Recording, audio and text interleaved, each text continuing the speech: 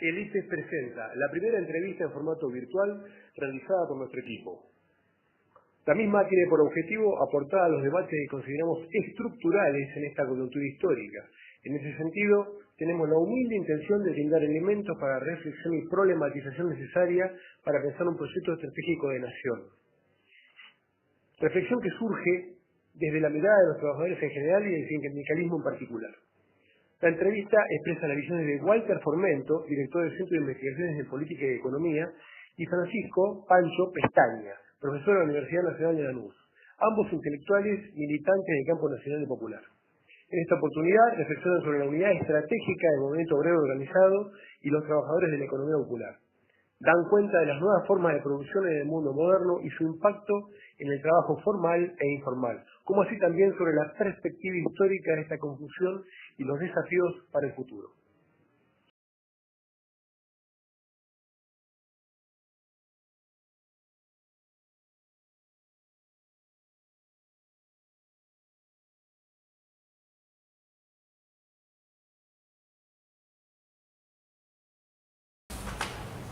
Bueno, en términos del actor empresario, de ese gran empresa, digamos, de las grandes empresas globales, de las empresas transnacionales globales, o el gran capital global, que es los distintos modos en que se le llama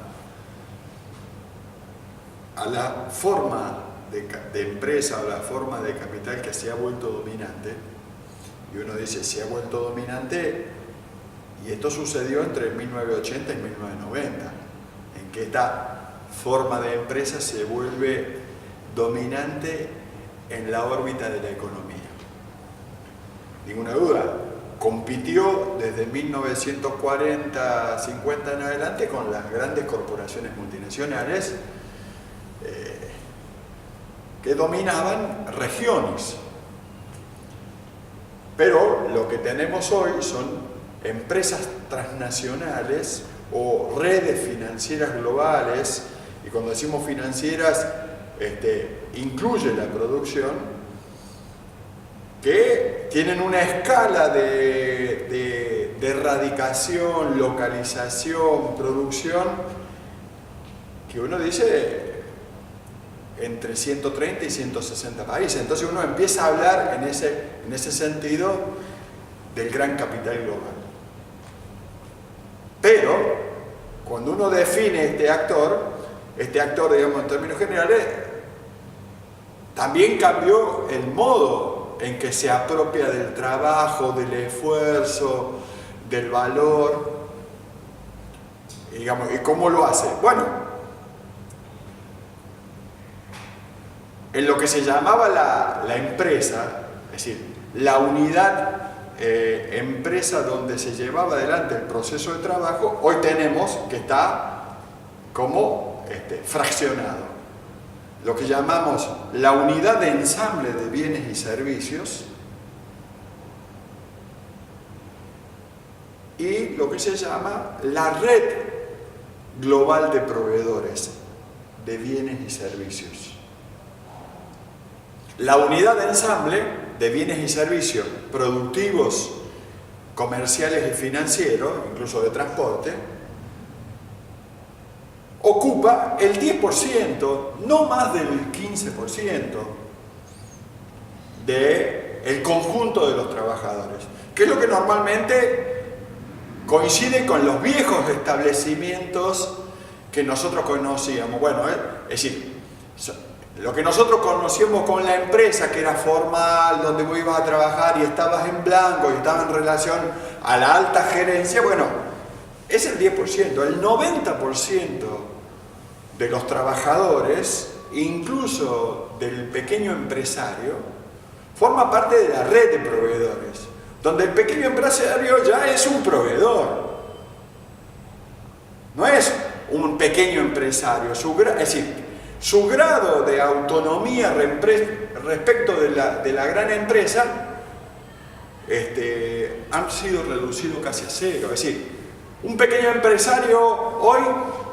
o le vende a una empresa o le vende a dos, pero no le vende más porque se ha tenido que especializar en el bien o en el servicio que presta. Y lo digo con conocimiento profundo, no solamente lo leí, sino que yo he sido parte de eso. Entonces, vos decís, lo que llamamos la red de proveedores de bienes y servicios, que pueden ser, que es lo que se llama, es la forma de ocultar que estamos hablando de trabajadores y de pequeños productores,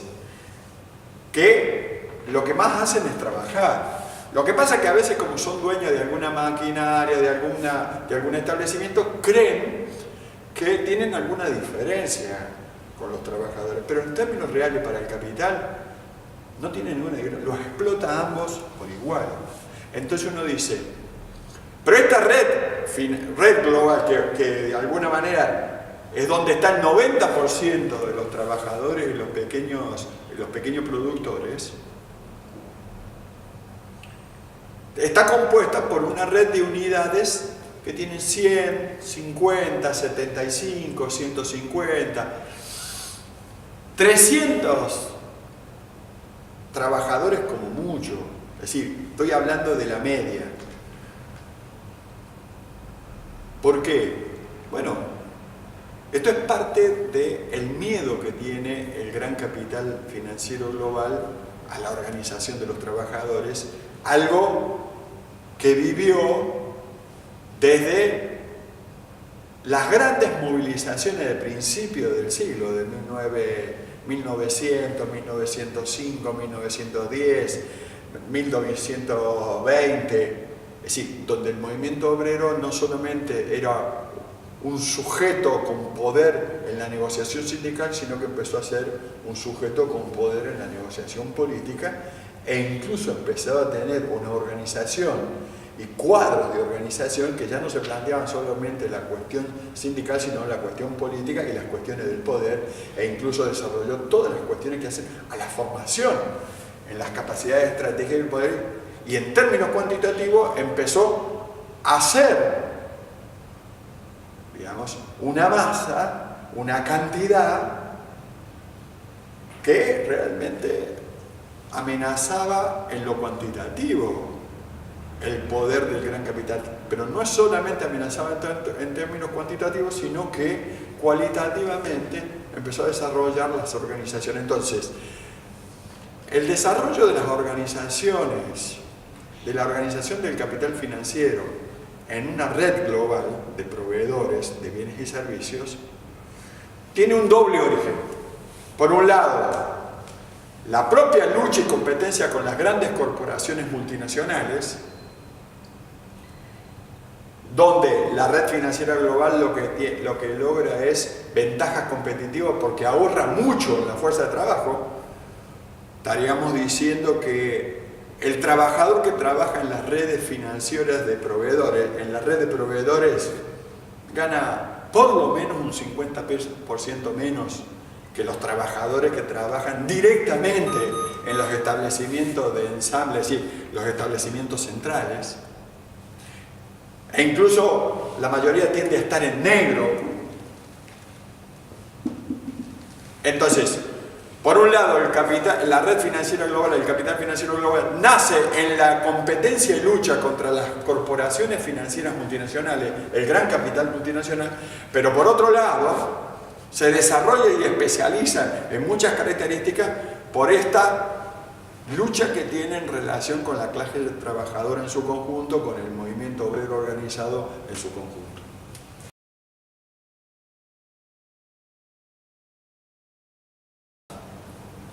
El proceso histórico, yo de alguna manera lo entendería en el largo plazo. Primero, porque hay un programa de flexibilización laboral y de cambio estructural en la Argentina que se inicia en el 59-61, donde las grandes transnacionales del golpe del 55 lo lanzan. Pero no lo pudieron implementar en los 60, no lo pudieron implementar hasta el 76, incluso no lo pudieron implementar durante toda la dictadura. por la lucha y resistencia del movimiento obrero organizado y las distintas organizaciones políticas en la Argentina. Es decir, el elemento central que permite un cambio, digamos, de correlación de poder es la guerra de Malvinas. Ahí hay derrotados y vencedores. El gran vencedor, digamos, lo que se llaman los capitales financieros angloamericanos, producen a partir de la victoria militar, inician con la salida electoral del 83 un proceso para avanzar en el programa de flexibilización, de cambio en la forma de capital dominante, de flexibilización laboral, es decir, que se llevó todos los 80 cuando fue la batalla contra los capitanes de la industria, contra los grupos económicos, que había sido parte todo de la dictadura, pero después se enfrentaban entre ellos. Lo que pasa que por un lado, la lucha que dan estos capitanes de la industria, estos grupos económicos y ciertas grandes industrias argentinas, más las luchas del movimiento obrero organizado, generaron esta capacidad de defender las viejas formas. La primera lucha donde se pone en juego las nuevas formas de producción transnacionales en redes financieras globales y flexibilizadas es la batalla, es decir, es la huelga de Ford, que termina en una huelga general, donde duró muchos días e incluso el movimiento obrero, es decir, los trabajadores de Ford toman la fábrica y producen ellos autos, demostrando que es posible producir sin la patronal. La patronal, cuando recupera la planta de Ford en Pacheco, lo primero que hace es destruir, creo que eran 33 autos. Los destruye, para que no quede antecedente de que eso existió. Ahora, luego, la hiperinflación como guerra económica viene a ser complementaria de lo que fue la dictadura como la guerra militar contra un proyecto industrialista donde la columna vertebral era el movimiento obrero organizado y donde de alguna manera el trabajo formal explicaba más del 80% del mundo del trabajo. Cuando digo más del 80%, casi el 90% del mundo del trabajo. Entonces uno dice, estos son los elementos que empezamos a tener con esta hiperinflación que nace ahí mismo a mediados del 85 y que es lo que nos lleva y nos hace desembocar en lo que se llama los saqueos, las sublevaciones, los levantamientos militares del 89, 90 y 91. En el 90 se firma el Tratado de Madrid, que en realidad es el Tratado de Rendición de Londres, es decir, donde se imponen las condiciones del vencedor de la Guerra de Malvinas, el capital financiero angloamericano, británico y norteamericano, y a partir del 91, su hombre, en el Superministerio de Economía, es decir, Domingo Felipe Cabal, implementa el programa de flexibilización laboral, pero también de flexibilización industrial. Es decir, que por otro lado significa la quiebra de las grandes empresas estratégicas del Estado, pero también la quiebra de lo que se llama la administración pública estratégica nacional.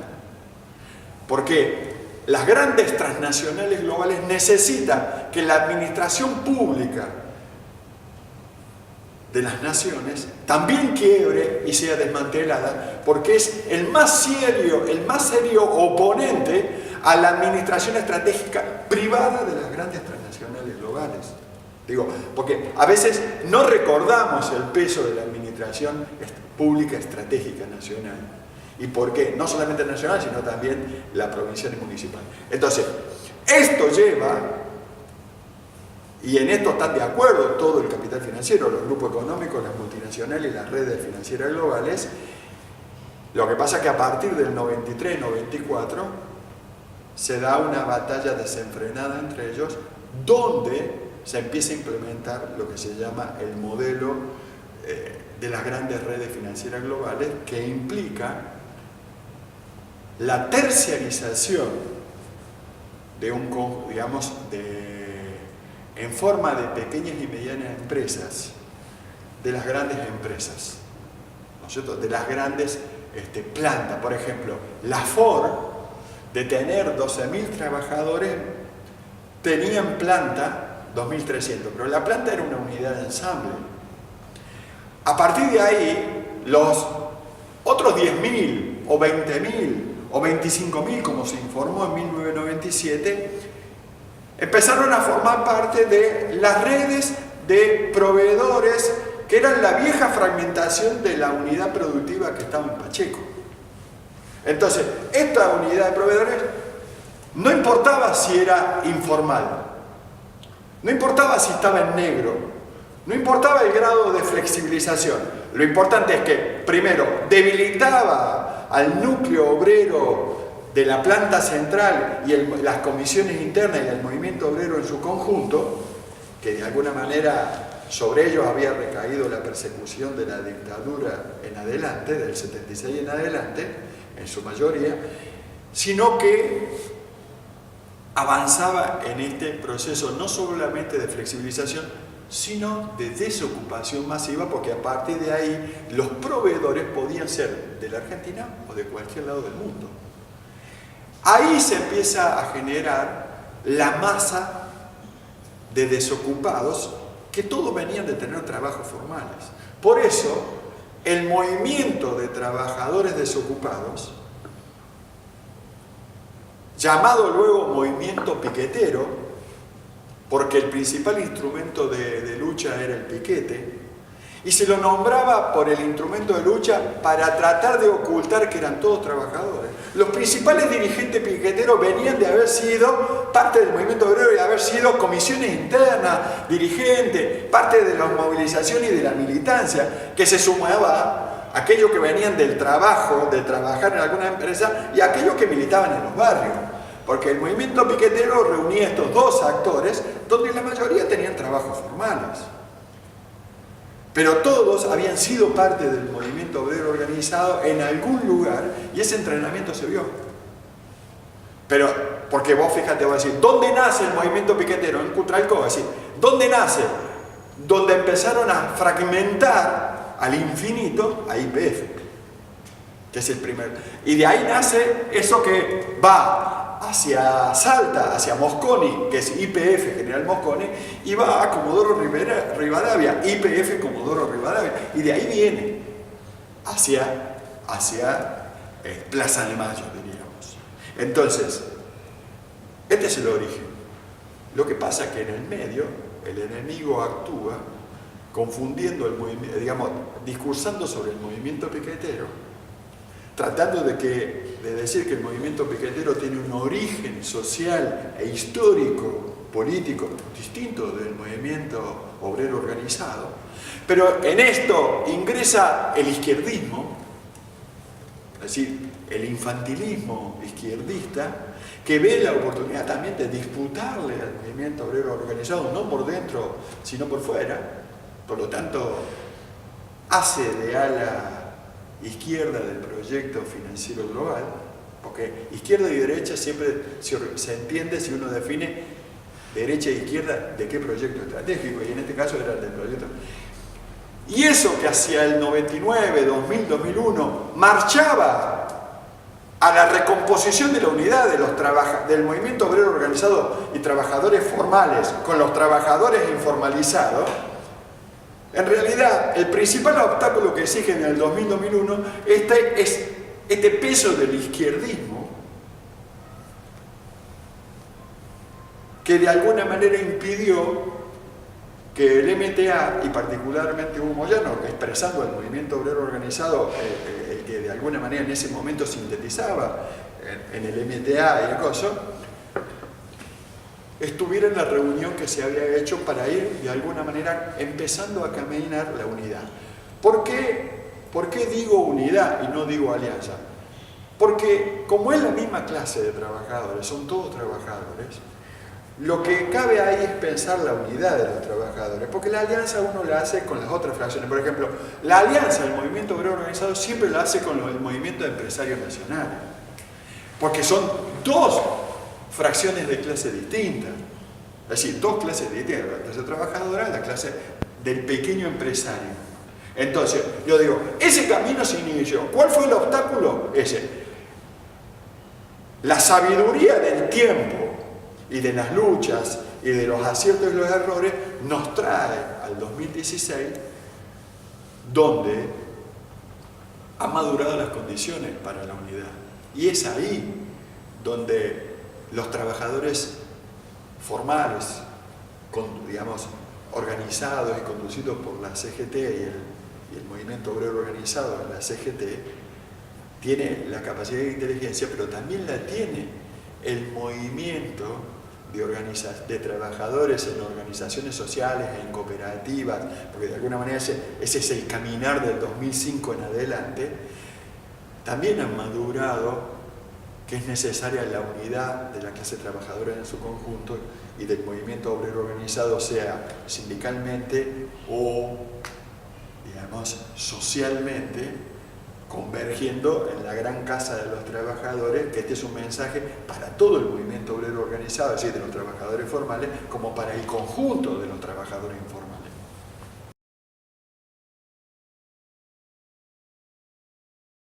Yo creo que el desafío del movimiento obrero organizado, de los trabajadores formales e informales, es primero poder de alguna manera pasar en limpio cuál es la situación estratégica en la cual se encuentra el mundo. Porque el mundo se encuentra en un momento de crisis estructural, que muchos llaman civilizatoria, de distintos modos, pero después nos seguimos dando cuenta de esto. Las crisis estructurales civilizatorias, esas que suceden cada 50, 60 años, son crisis para todos y abren procesos revolucionarios para todos los actores y todos los proyectos. Entonces, estas crisis particularmente hablan de una fractura estructural profunda en el mundo del gran capital financiero transnacional y enfrentamientos muy profundos